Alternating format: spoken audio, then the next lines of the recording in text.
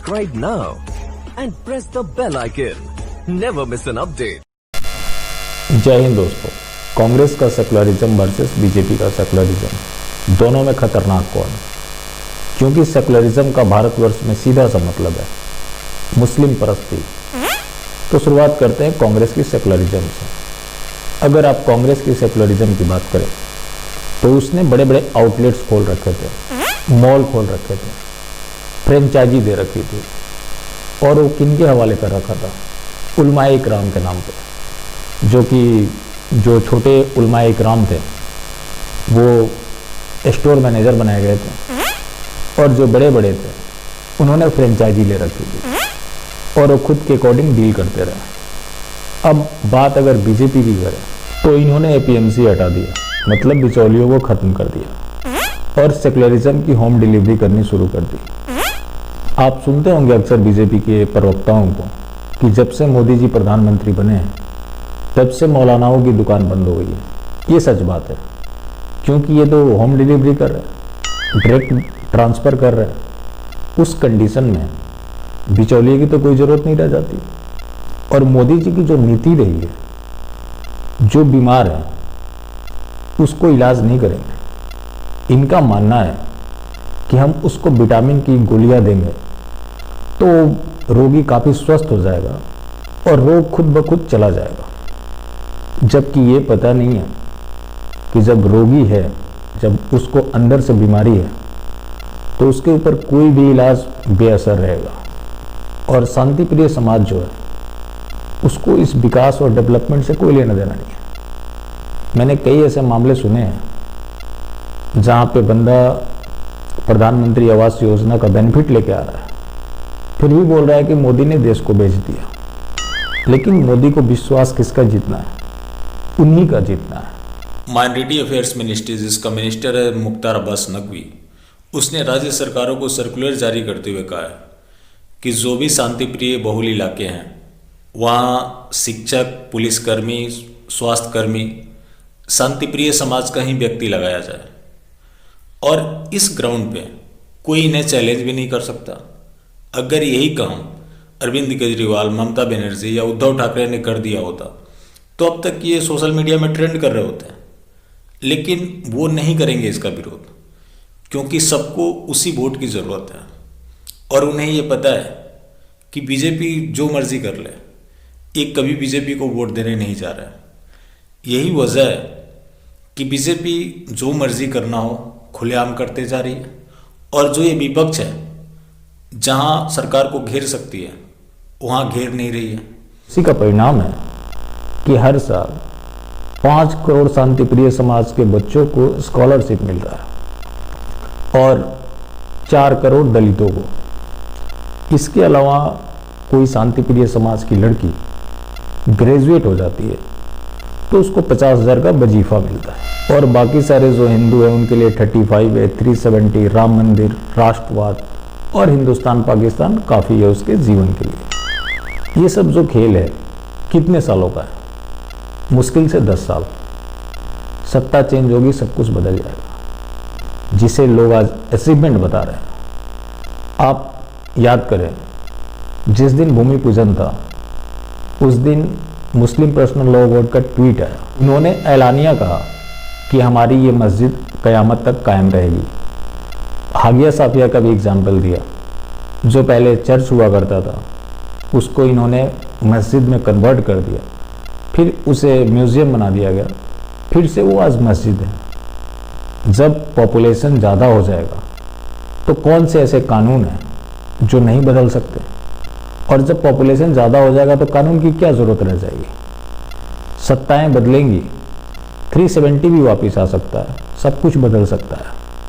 अब जो ये शांति प्रिय समाज है, कानून, संविधान, ये सारी जो बातें करता है, जो मेजॉरिटी कंट्री है इनकी, कहीं संविधान चलता है क्या? वहाँ पे कोई कानून है क्या? वहाँ पे कोई लोकतंत्र है क्या?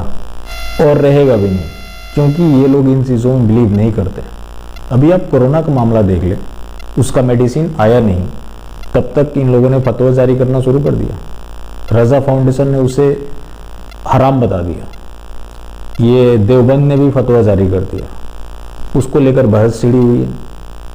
57 इस्लामिक कंट्रीज है, मेडिसिन बनाना तो दूर, किसी ने उसकी शुरुआत तक नहीं की।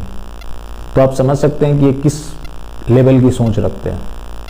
और आपका कंफ्यूजन एक हमेशा होता है, जो कि मैं हमेशा से यही बोलते आया हूँ कि किसी भी जगह पे रहें, होते हमेशा शांति दूत ही हैं। अब बीजेपी का ही ले लें, ये सब जो हो रहा है, बीजेपी जो कर रही है, कौन कर रहा है? मुख्तार अब्बास नकवी, जो कि ये तथाकथित राष्ट्रवादी सरकार, माइनॉरिटी का मतलब इस सरकार में भी वही है जो पहले हुआ करता था। उसका जो मिनिस्टर है किसी दूसरे कम्युनिटी से भी बनाया जा सकता था, जैन है, सिख है, पारसी है, लेकिन हमेशा बनेगा कौन? शांति दूत। और शांति दूत तो हमेशा शांति दूत होता ही है। अब जो बीजेपी के चेहरे हैं, शाहनवाज हुसैन, आप सोचते होंगे ये कितना लिबरल फेस है। उससे आचार्य अंकुर आर्य ने आसमानी किताब के ऊपर कुछ सवाल कर दिए, लाल पीला हो गया और डिबेट छोड़कर भागने लगा। सैयद जफर इस्लाम, वो भी बीजेपी का सांसद है और प्रवक्ता भी है। इससे पहले वो ड्यूज बैंक का चेयरमैन था। उसने तारिक फतेह को खुलेआम धमकी दी ऑन एयर टीवी डिबेट में। उसके अलावा साजिया इल्मी, जब वो 2014 में जनरल वीके सिंह के खिलाफ गाजियाबाद से चुनाव लड़ रही थी, तो उसने कहा कि मुसलमानों को और ज़्यादा कम्युनल होने की ज़रूरत है। उसके अलावा राष्ट्रवादी चेहरे की बात करें, शहजाद पूनावाला, 3 साल पहले की इसकी डिबेट देख लें, जो ये पाकिस्तानियों की पैरवी करता नजर आता था। तो आप जो इस कंफ्यूजन में हैं कि ये अच्छा वो बुरा, तो ऐसा कुछ भी नहीं है, क्योंकि ये लोग अपनी रणनीति जगह और समय के हिसाब से बनाते हैं और उसके ऊपर ये लोग काम करते हैं। अब सरकार का जो दूसरा तुष्टीकरण है दलितों का, तो खैर वो सदियों से चलता आया है। तो दलित में भी 2 कैटेगरीज बने हुए हैं। पहली बात कि दलित की कोई ग्राउंड रियलिटी नहीं है। अगर किसी से बोला जाए कि दलित में कितनी जातियां हैं, तो बता नहीं सकता। उनमें आपस में आप बात करेंगे तो उनके आपस में भी भेदभाव है, एक दूसरे में शादियां तक नहीं होती। उसके अलावा अल्टीमेटली मामला कहाँ पहुँचता है? किसी के स्टेटस पे। अक्सर आप सुनते होंगे कि भेदभाव कैसे मिटेगा, जब बेटी रोटी का रिश्ता हो।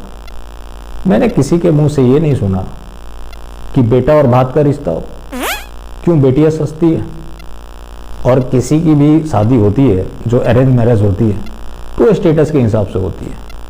अब उसमें 2 सेक्शंस की बात करें, चलिए जो ये सरकारें मानती है हम भी वही मान लेते हैं। तो उसमें एक तो है जो सनातन पद्धति से जुड़ा हुआ है, दूसरा है जो बाबा साहब अम्बेडकर की बात तो करता है लेकिन उनके सिद्धांतों से उसे नफरत है। बाबा साहब अम्बेडकर ने जो शांतिप्रिय समाज के बारे में लिखा है वो आज का हिंदूवादी भी नहीं बोल सकता, लेकिन उसको वो इग्नोर करता है।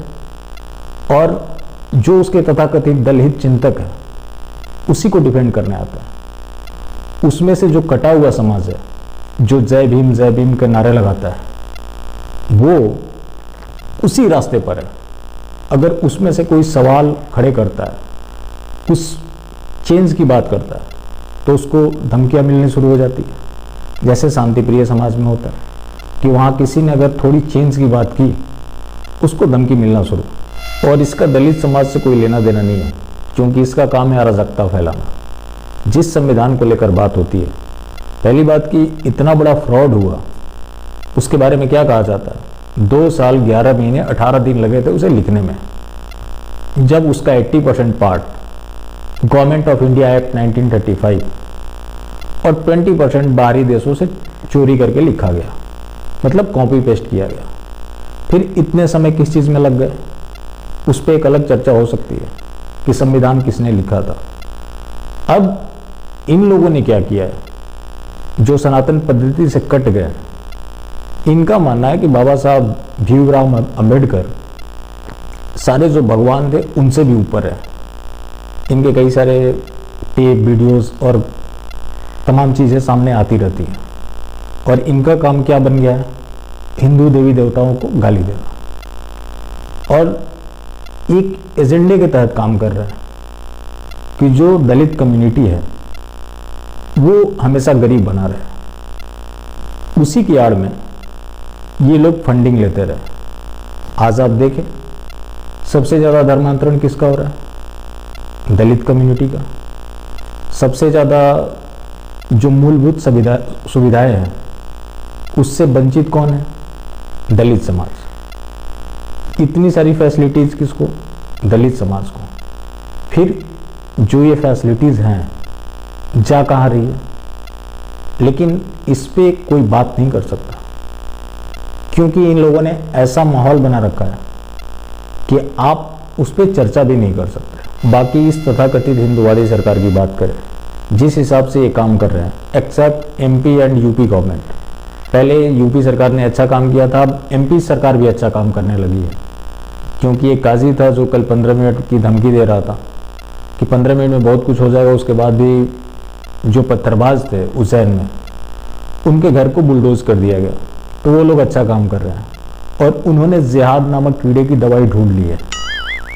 अब केंद्र सरकार इस चीज़ को कब फॉलो करती है ये देखने वाली बात होगी।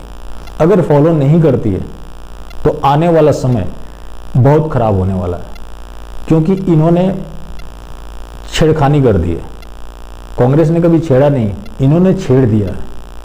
अब जब छेड़ दिया तो उसका आपको रास्ता निकालना होगा, वरना आने वाले समय में इसके बुरे परिणाम दिख रहे हैं।